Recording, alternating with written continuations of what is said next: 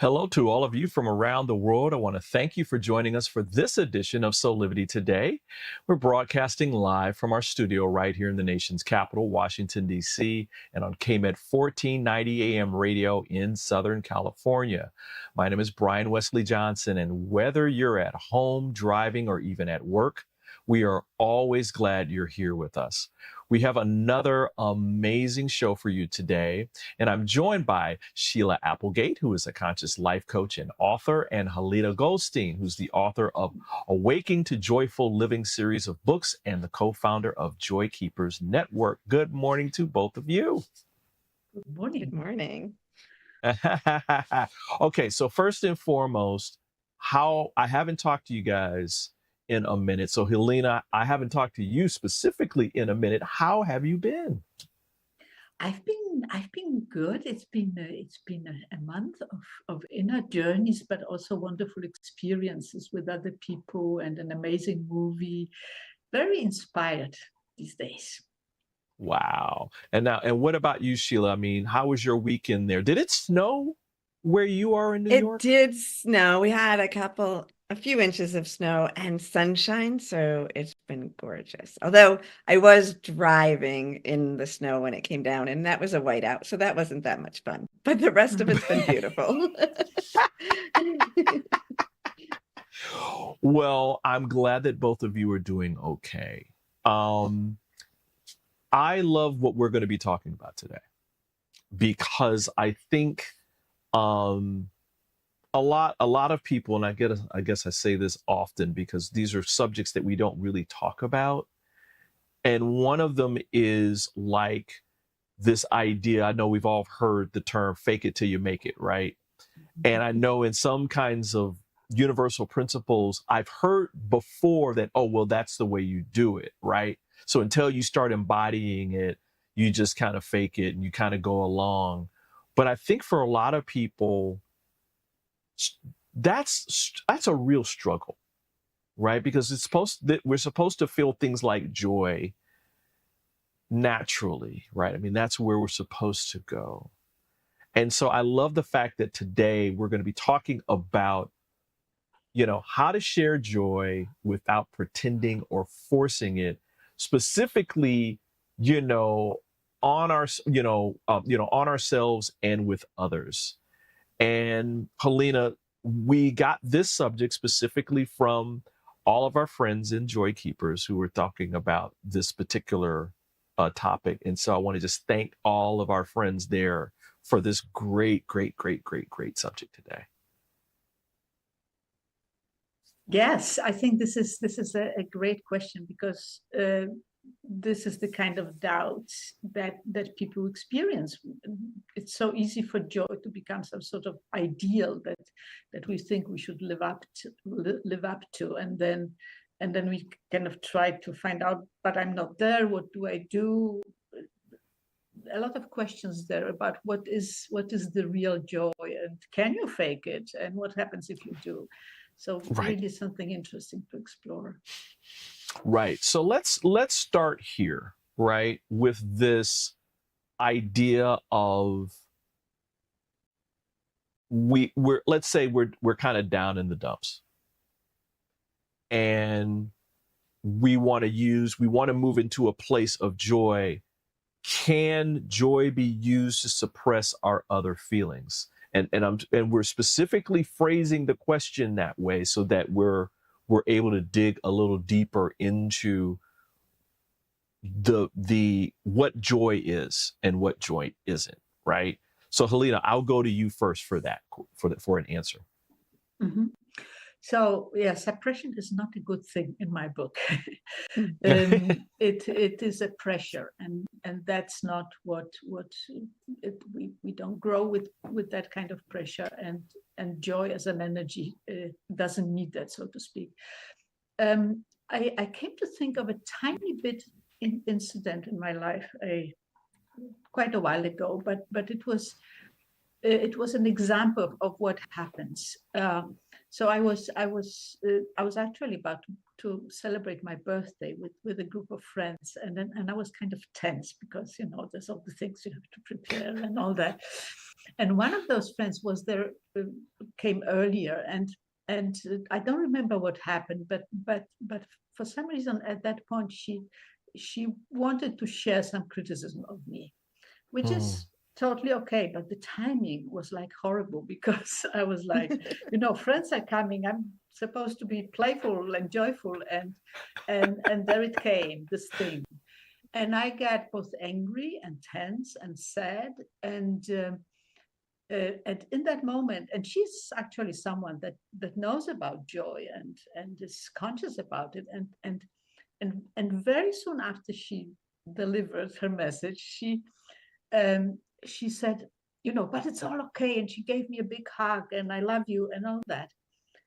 And my experience in that moment was that something was being forced upon me. I wasn't ready to say everything is okay. I wasn't ready to say, to receive the love and the joy. I needed time, even if it was just a few minutes, as it turned out. I needed time to feel the anger, to feel the tension. Right. And after that, I could receive it. So it's like a subtle thing, but it makes a difference. Right. Sheila, I'm as Halina was talking about this, Halina, I'm so glad that you said that, listen, I need time. I need some time, right? Because I think that's the disconnect in answering this question where, okay, using joy to suppress other feelings. It's like, are we really suppressing feelings? Or are we giving ourselves time to feel and then moving into another space? What do you think, Sheila? I think, in our society from a young age, we're taught that there are good feelings and bad feelings. And then as we move and get older, and if we take a path of consciousness or healing, self-help, then I think it gets reinforced in a new way. And that is where that positive thinking comes in. Think positively, focus on the good. And that only works if we include that in the full spectrum of emotions, like Halina and you were speaking about. So we have to embrace the anger, the fear, the doubt, all of those emotions that are least comfortable in order to fully feel the joy. So any suppression of emotion is going to suppress all the emotions, because you can't just, there's no laser cut here, right? You suppress one and you're numbing yourself to all of them. So I think that's the downfall of the simplicity of positive thinking, or trying to be joyful, fake it till you make it, right? Yeah, there is an element of needing to change our attention so that we're welcoming joy in more, but that's not the same as suppressing.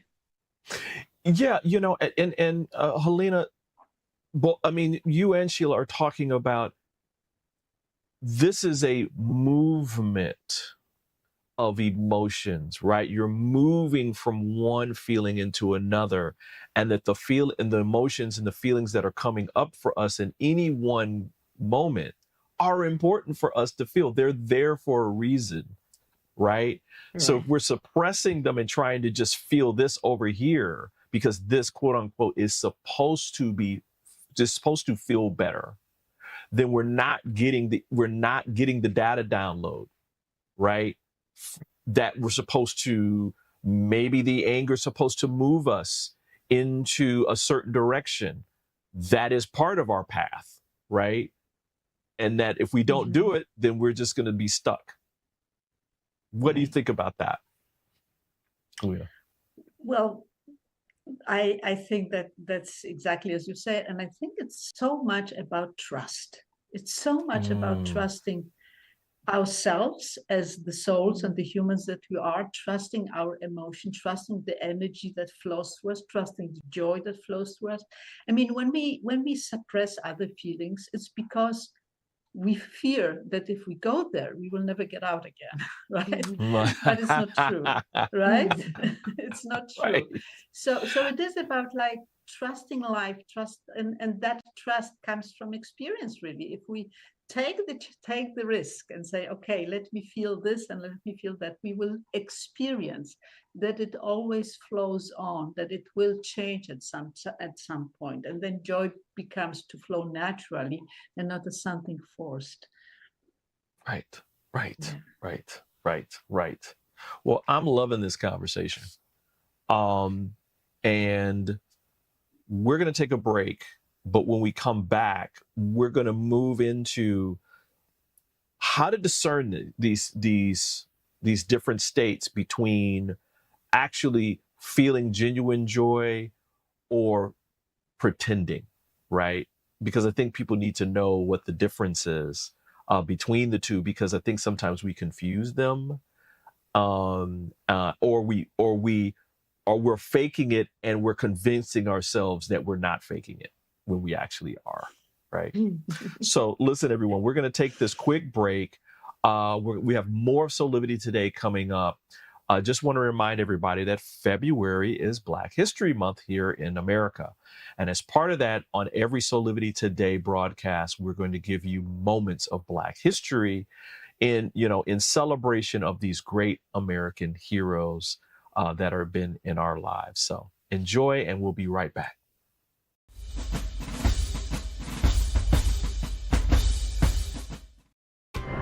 Most of us know the inspiring story of Rosa Parks, the African-American civil rights activist who refused to give up her seat on a segregated bus in Montgomery, Alabama in 1955. The bus boycott spurred by Parks' arrest would help bring down the racist laws of the Jim Crow South and turn a young preacher named Martin Luther King Jr. into the country's best-known civil rights leader. But we bet you didn't know that the story behind the bus boycott isn't quite as simple as it might seem. To start with, Rosa Parks wasn't the first Black woman to resist bus segregation in Montgomery. In fact, several different women had been arrested for the same offense in the last 12 months. One of them was 15-year-old Claudette Colvin. On March 2nd, 1955, she was riding the bus home from high school when the driver demanded she give up her seat for a white woman. After Colvin refused, police officers arrived on the scene and dragged her off the bus in handcuffs. Claudette Colvin would go on to become one of 4 Black female plaintiffs in Browder versus Gale, the Supreme Court case that would effectively end bus segregation. As a longtime volunteer in the Montgomery chapter of the NAACP and secretary to its president, Rosa Parks advised and supported Colvin. She knew that local Black leaders had been thinking about how to confront bus segregation in Montgomery for years before 1955. She also knew they were looking for a test case, an upstanding citizen they could rally the community around. But Parks certainly didn't plan on becoming that test case herself until December 1st, 1955. At the wheel of the Cleveland Avenue bus that day was James Blake, the very same driver who had ordered Parks off his bus after a confrontation 12 years earlier. Parks was sitting in the middle section of the bus when Blake told her and 3 other Black riders to stand up so that one white man could sit. The 3 other Black riders moved, but she refused. Some people have said Parks was simply too exhausted from working a long day to move to the back of the bus, but she said later she wasn't physically tired, just tired of giving in to Jim Crow. The real story behind the Montgomery bus boycott may not be as simple as the myth, but it is no less powerful. The courageous resistance of Rosa Parks, Claudette Colvin, and other ordinary women became the life force of the civil rights movement.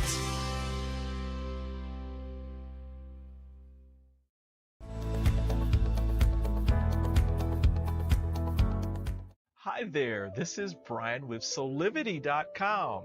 I want to share some exciting news about our new Aspire Academy by Soulivity.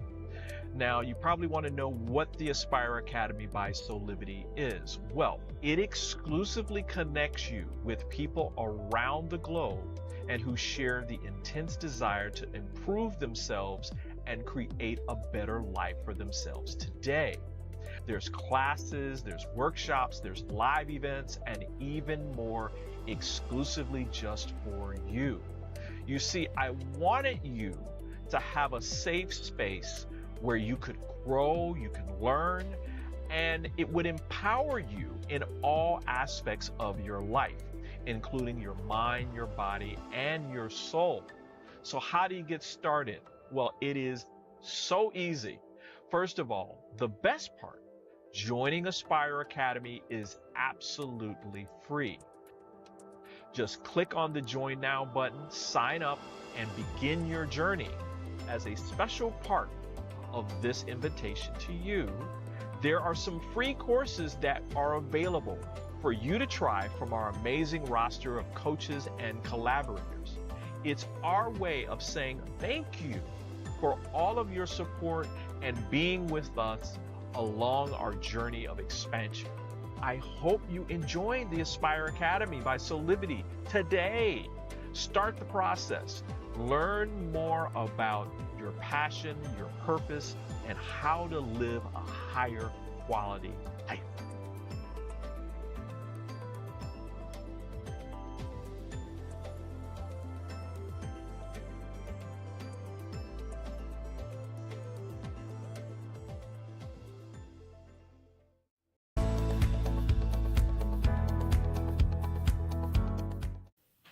Well, hello there. We're back with more here on Soulivity today, where we are discussing how to share joy without pretending or forcing it. Such an important topic, ladies. Back with us are Sheila Applegate and Halina Goldstein. Ladies, we were just talking about joy and how it relates to our other emotions, right? How do we kind of move through different states?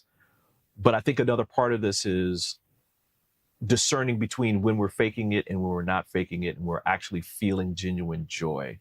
And so, Halina, I'm going to go to you on this because you have written about joy over and over and over again, and you've even helped me in allowing myself to stay in a state of joy and really feeling it, where I'm not like, it's not like a bolt on and I'm kind of like, And so how do we know the difference? Oh, we know the difference. We know the difference. I came to think of, it's such a silly example, but I think we can relate. So where I live, there is a new restaurant, and they call themselves The Optimist. That's the name of it. And I've only been once or twice. And when I entered last time, I think the owner was there, and she was like smiling and smiling and smiling and saying all the sweet things you can say to a customer. And my very first reaction was, oh, how nice. And the next reaction was that I started withdrawing. And so because at some level, I noticed it was like she was smiling, and she was saying all the good things for the best of reasons, I'm sure. But her eyes weren't there. Her soul wasn't there. Her heart wasn't there. That was the feeling. Wow. It wasn't a very conscious reaction for me. I just noticed, the feeling was, I don't believe you. I don't feel it. And the next thing that is that when someone meets us this way with what we could say pretended joy, the feeling is that there is a hook there. They want something from you. They have a reason why they try to appear joyful. Her reason was probably for me to have a good experience, but just as much for her to have a good business, which nothing wrong with that, but there's a subtle difference there. Whereas another place, also in my town, there's a cafe They do not, they just call themselves a cafe. And you come in there and your shoulders, they go like, and you just begin to smile automatically. They don't even have to say anything. And you feel at home. You feel at home. And you feel, oh, I can be myself there, regardless of how I feel. I can be there with my joy. I can be there with anything. And that's because they emanate the real thing. So we do know the difference. I don't think it's difficult. It's just about paying attention to how it feels. I love the fact that you said when you walked in the restaurant, you're just like, this sigh, this connection, right, to what is. And Sheila, I have a 2-year-old grandbaby, hi Zari. And when she lets you know immediately whether or not she wants to be bothered with you because of joy, right? I mean, it's instantaneous, and she's fine. Like if you're not in this state, she'll just like, okay, well, I'll come back to you later when you're ready to like have fun with me and all this kind of thing, right? And so children get it, don't they? I mean, they really, really, really get this. Yeah. And it's interesting with what Halina, you said, and then thinking of the children too, because I have a story that's almost the opposite, but really the same. And that's that my friend's adult daughter moved back into town, which we hadn't really known her because she'd been away when we were really becoming friends over the years. She was an adult. She came back and she came to one of our just friends gatherings, right? And she told us later that the first few times she was with us, she thought we were all fake because she didn't think people could be that happy. And then she realized it was real. And I thought about that, and I am on guard for that sometimes too. Like I think about, not on guard, but like if I have a coaching client or if I work with somebody and they come to me and then it's only happiness, I have to poke because you're here. Is there something underneath that? And sometimes there really isn't. They're in joy and they want more joy, But sometimes it is a shield that they, like Halina, you said, they don't even know that they're putting up in a way. It's become so natural to them. Wow. I've heard that too in my life, especially around like my family. When we talk like on the phone or when we were together, we're like laughing and joking and just, having a good old time. And Halina, you talk about this all the time around that this practice of joy is actually really important because it allows us to expand our ability to be around other people who enjoy and taking that in and elevating it, right? And so, and again, it doesn't mean we're not going to be angry. It doesn't mean that we're not going to be sad. It doesn't mean that we're not going to be even depressed sometimes around things that are happening around our world. It's just we don't have to stay there, right? We don't have to stay in those spirits because joy is always there. It's just there, like love, like other universal principles, right? In terms of emotional states, it's always there. Any tips for people who maybe, we kind of talked about it generally, like we know, and there's this feeling. Any kind of tips that you can give around really quickly, like how a person can immediately know whether or not they're faking it or they're feeling it? And this goes to Halina. Well, it is about noticing how you feel in your body. That's the first thing. Am I tense? Am I relaxed? How does my belly feel? Trust your reactions there. That's the simplest way for me. Sheila, what do you think?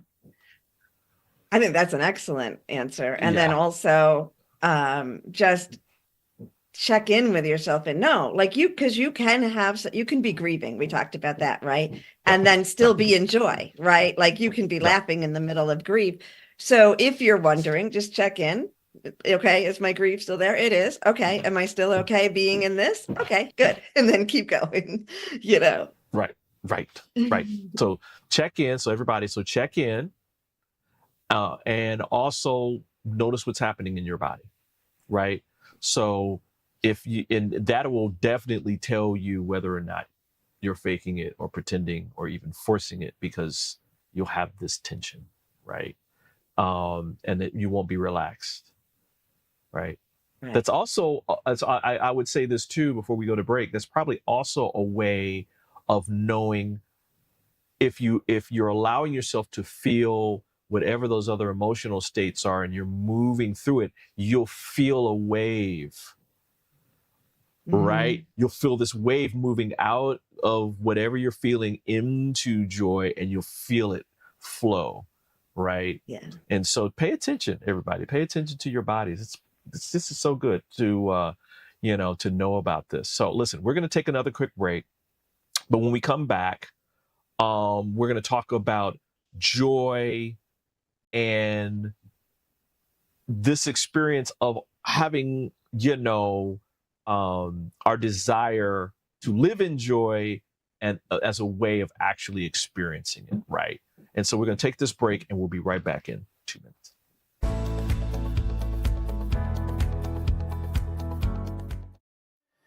Do you see me kneeling on this dual roller called Parasetter?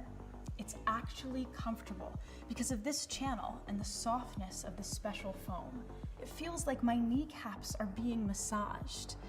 When I lie down, my spine is housed in this channel, while the convex rollers massage my muscles. They let go and lengthen. There's a traction effect from my head on the headrest and my mid-back from the rib wrap, which hugs me.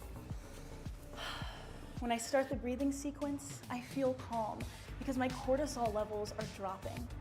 Lower cortisol means bye-bye constant hunger. Parasetter is 40 inches long and much more comfortable than old-style rollers, but it weighs only 10 ounces. Parasetter, just like Pilates was, is no longer an insider secret. Do yourself a favor. Reset your parasympathetic nervous system. Defeat stress. Lying, sitting, kneeling, or standing. This unique patented roller helps everyone.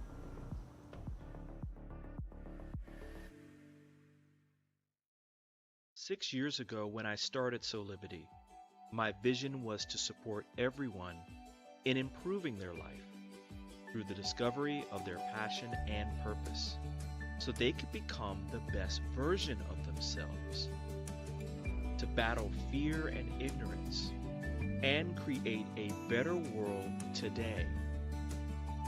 Get inspired to live your passion and purpose. Visit Soulivity.com now.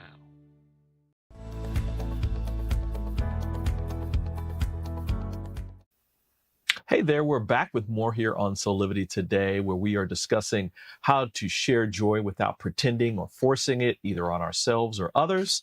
And back with us again are Sheila Applegate and Halina Goldstein. And ladies, I'm just loving this conversation. This is wonderful, because we talk about all the time about embodying these feelings, right? It's a great way to kind of move yourself and manifest the kind of life that you want to live.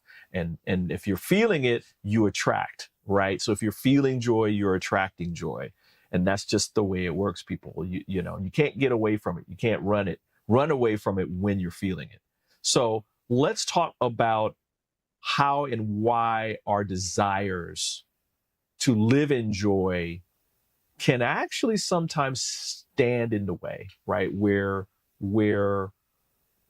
it's just, I've got to do that. I've got to be able to do this. And it's this forcing kind of mechanism. And so, Halina, I'm going to go to you again, because that's tension, right? I mean, we're literally almost blocking it at that point.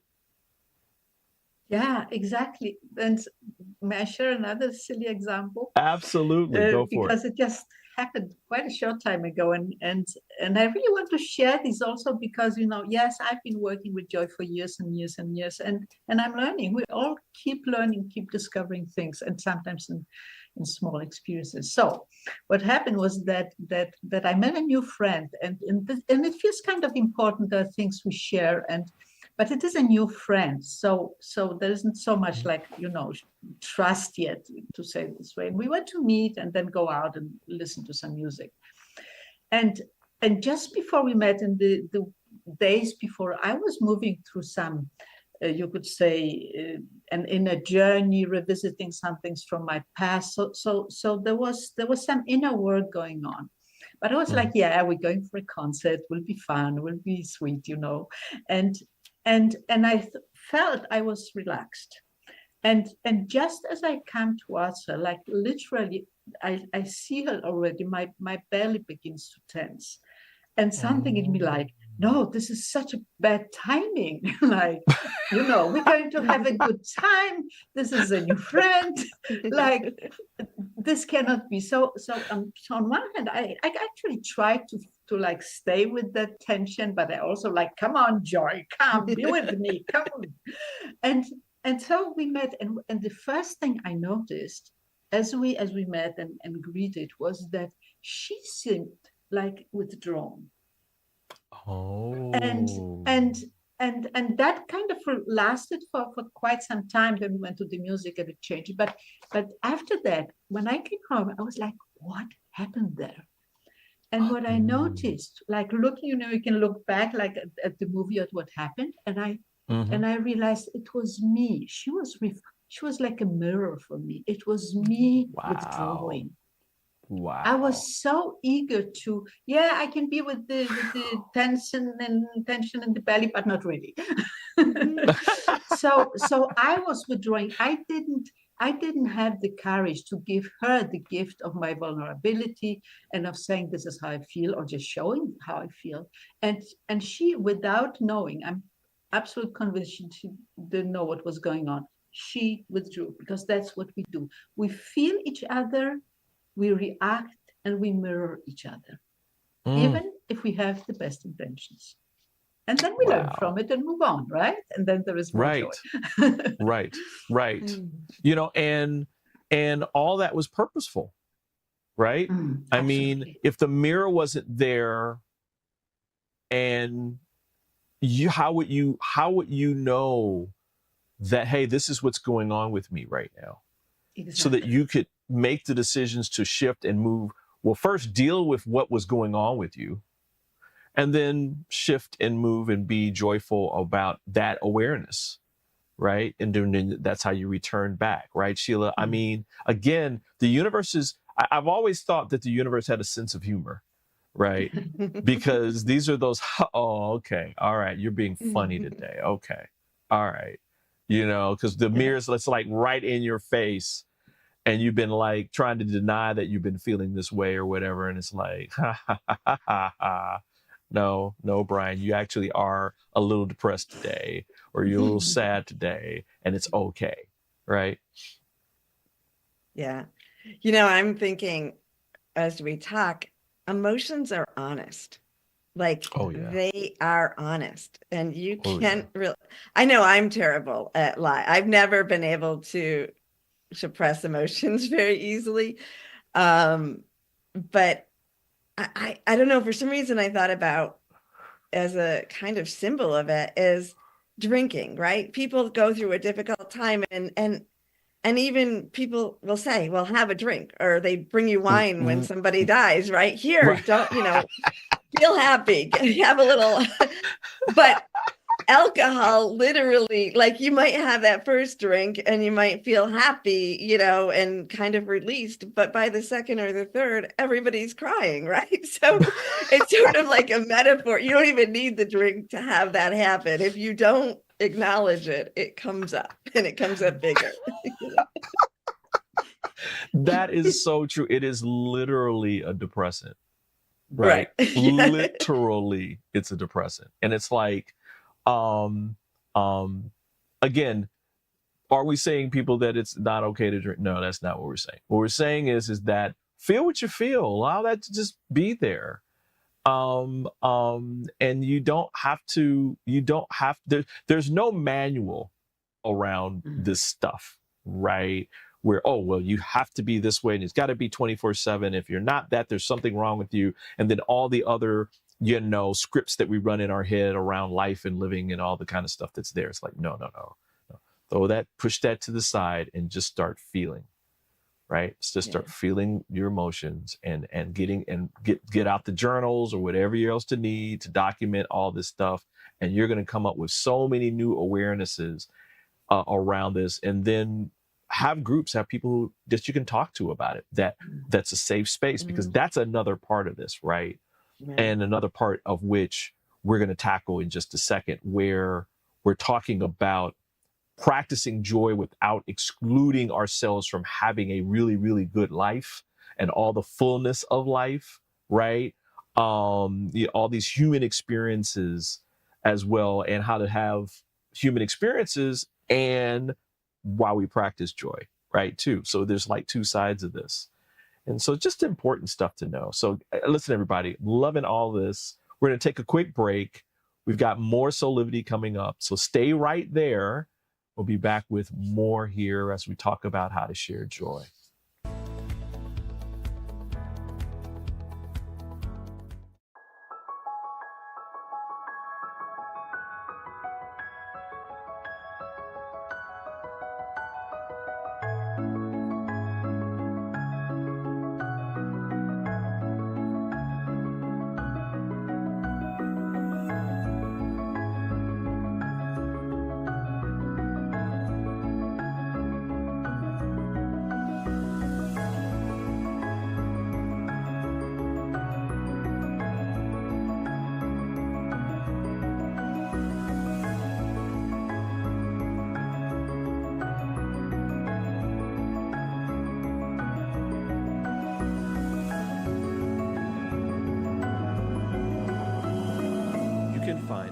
Satana products at our Go shop at go.soulivity.com. Have you ever asked the question,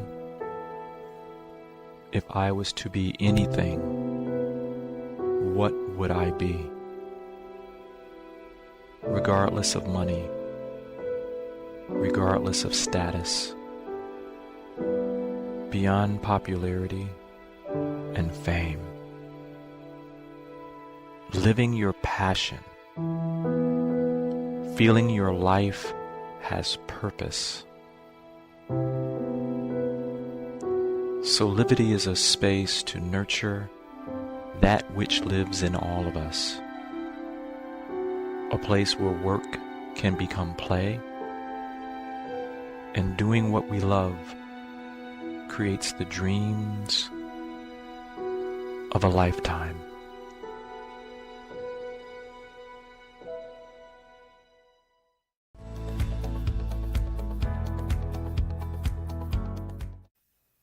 Hey, we're back with more here on Soulivity today, where we are discussing, how to share joy without pretending or forcing it, y'all. You don't have to do that. Listen, back with me is Sheila Applegate and Halina Goldstein. Ladies, there's this thought of us really having a good life, right? And that we know that joy is a part of it. And that I think sometimes we feel as though, because of what we've been taught as kids, that it's either or. You can either feel joy and that's it, or, have an abundant life with money and a beautiful home and friends and all this. And it's like, well, I'm giving up something for that.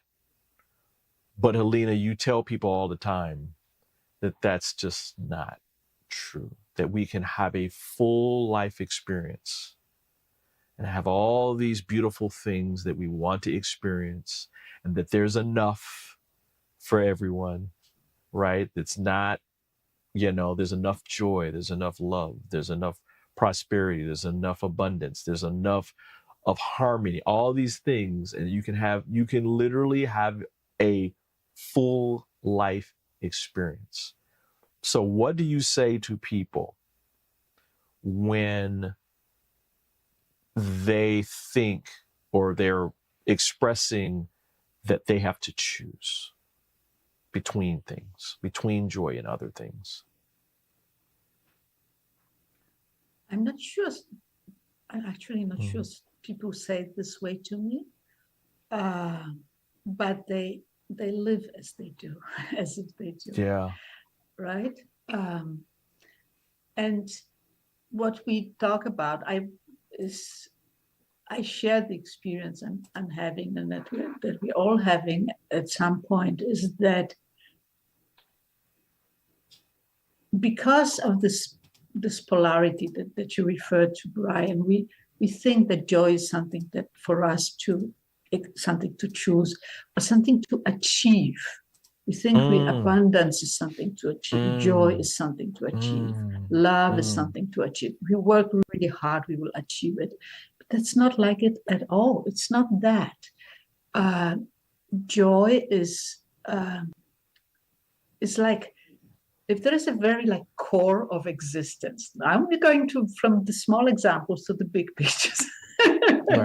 Right. The very core of existence, of life as such, consciousness as such. Imagine that there's the source of everything, and there's an energy emanating from it. That's joy. That's love. That's abundance. And to use another picture, it's like the sun. It doesn't matter what you do. The sun is there. It shines. Right. It doesn't matter what we do. It's there. So, but we experience the illusion that we have to achieve something. No, our work is to experience what life brings us, because as you so wisely said, Brian, it's there for a reason. So we invited to experience it. And as we experience it, we're learning how to reconnect with that joy, which is there all the time. That's the work. It's not something to achieve. It's something to reconnect with. It's something that we have already. It's like looking into our own pockets and finding what we've been looking for all our lives. Right? Sheila, as part of this meditation that I've been doing almost every day, it's a gratitude meditation. There's a beautiful statement in it that says that we as human beings have a very unique and beautiful experience that we can always be grateful for, because we are literally the embodiment of the universe observing itself. Right. So, Halina, when you talk about this, that it's always there, that this is always happening, it's like air, it's like the sun. It's this there, and it's inherent. And so, Sheila, it's like, what a beautiful thing that is when we actually are able to really feel it, right? Yeah. I mean, that's a game changer. It really is. And I feel like when we talk about the having to choose, as you began this segment with, we live in a capitalistic society, and we need to remember that, right? Because that means that we're constantly being inundated with the message that joy will come from this product or this success or this amount of money, and so that achievement, right? And so people, maybe I was trying to understand the question in the beginning, and I think people maybe set joy aside, the search for joy aside, because they think if I achieve these things, that's when joy will approach me, so they keep achieving, and there is no joy. But we know that when you start with joy, and this seems like the complete opposite of the capitalistic view, when you choose joy first, though, and Halina and I originally first met, in our first conversation was about running our businesses through joy, right? And so that flip of saying every choice I make with my business is going to be based in joy, we now have the joy, and then the abundance flows unending, but there's no reaching for. And like, we can't reaching and receiving are two different acts. They can't be in the same spot. Absolutely. So I feel like when we shift that, then joy is just simply there for us and we experience it. I feel you on that. In fact, it's funny. Me and Sasha were talking about, like relationships and how in a capitalistic society and in the West, when people talk about coming together, like people having certain attributes, specifically materialistic attributes, that's the first thing, right, that they think of, right? Oh, this guy has to have this amount of money, or this woman has to have these kind of attributes, or whatever it is. And they put that first. And then they think, oh, well, and he's got to be loving, or she's got to be loving and nurturing and joy. And it's like, wait. Pay attention to what you're putting first, you're putting forward in your life in terms of what's occupying that space, right? It's so inundated. Go ahead. Well, I mean, that example is so perfect too, because marriage was literally a capitalistic deal. Like, you were selling the women, and you were so its base is in that not just survival instinct, but it's a business deal. In its base. So we need to, if we want to have a different type of relationship, we have to start at the base model and shift it. Yeah. Right. One remark. Go ahead. Yeah, just quickly, that actually I totally get what you say, but coming from Eastern Europe, I've seen the same thing. It's just different ideals. If you go to a culture that has very like dogmatic religion, it's the same thing happening. So the ideals of the messages about what you need to do first, they might differ, but the general tendency is the same, right? Right. I mean, again, there are these things that are always inherent. Right. And I'd like to think that our human experience is the playground that we use to keep us always going back to those things, right? To play and to enjoy. Wow, love is always here. Joy is always here. This is abundance. So abundance is not going anywhere. I don't have to earn abundance. It's already here, right? And the more that I'm grateful, and the other things that surround gratitude's there's always something to be grateful for. I mean, just think about that. There's always something to be grateful for. So it's inherent. You attract more and more and more and more and more of that. And your life changes, and your life gets better, and you feel more in the flow, because guess what? You're in the flow. Ladies, thank you so much. Any final thoughts before we talk about some of the things that are going on in our world in terms of offerings and plugs and stuff? And I'll go to you, Halina, first. Well, the thing that comes to my mind is that something we have already said, but just to reinforce it a little bit, that we are just learning, right?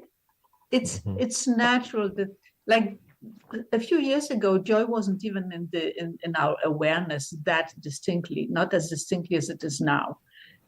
But as we open to it, though, it's natural that we exaggerate and we experiment, and we do it the right way, and we do it the wrong way. That's just the nature of the learning process. It's totally okay. So let's just keep exploring and keep learning from it, and it will all come. It's coming. Oh, I love it. I love it. No pressure. Universe doesn't deal in pressure. What about you, Sheila? Any final thoughts? Just to add to what Halina just said is it's embracing all emotions. Joy comes with a package. So when you're willing to feel any emotion, and just because you may have suppressed emotions doesn't mean that as soon as you go to feel it, you're going to have to get all of the emotions you ever suppressed out. You can do this gently, but it does take feeling all emotions to experience true joy. Yeah. Yeah. I think all I'll say on this is that the journey to where you want to go always starts with being, and that means you have to feel everything that's happening in your body, right? If it becomes overwhelming, get some help, right? Because there's always help available. But that's the path forward. The path forward is knowing what's happening within your body, and I mean on all dimensions, your emotional, your intellectual, all those different stages that are within your body. So great show today. Wow, man. Why don't we move to some shameless plugs, because we got a couple of minutes left. Of course, because we're talking about joy, ladies, you know what we have to talk about. We have to talk about the next Joy Keepers Cafe. Let me get this screen all cleared up so that people can actually see it. Can you guys tell a little bit about what's going to be happening in the next Joy Keepers on February 28th? Yes, so on February 28th, which is every fourth Wednesday of each month at 11 a.m. New York time, we come together on Zoom for the Joy Keepers Cafe. People from around the world come together to have a chat like you would in a cafe, and then do a meditation. I guide you in for the beginning of it, and then we meditate in silence for a little while on joy and whatever comes up in that day. And then we have another little chat at the end, and it's free, and we would love to have you join us.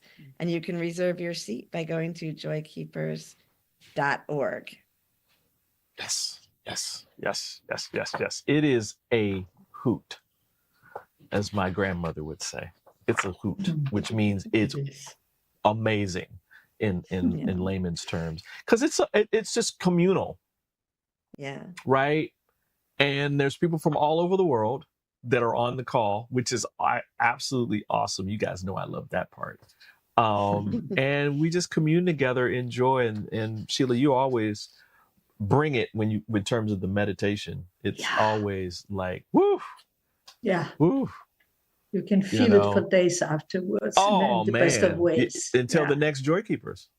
So again, everyone, go to joykeepers.org/cafe. And it's absolutely free. There's no cost in this. And to reserve your seat, and you'll get alerts and that kind of thing.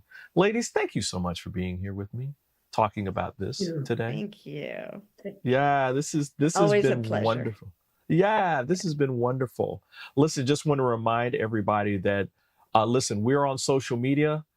So go to our Soulivity channels on Facebook and YouTube and Instagram, and check us out so you get alerts around things that are happening. And also, every single show is on our podcast. So you can go to your podcast provider and check that out. Listen, we are running out of time. Just want to say thank you for joining us. This is how we do it Monday through Friday on Soulivity and KMET 1490 AM. And so keep working on that passion and purpose, people, and you're going to get to living your best life today. We'll see you next time. Bye for now.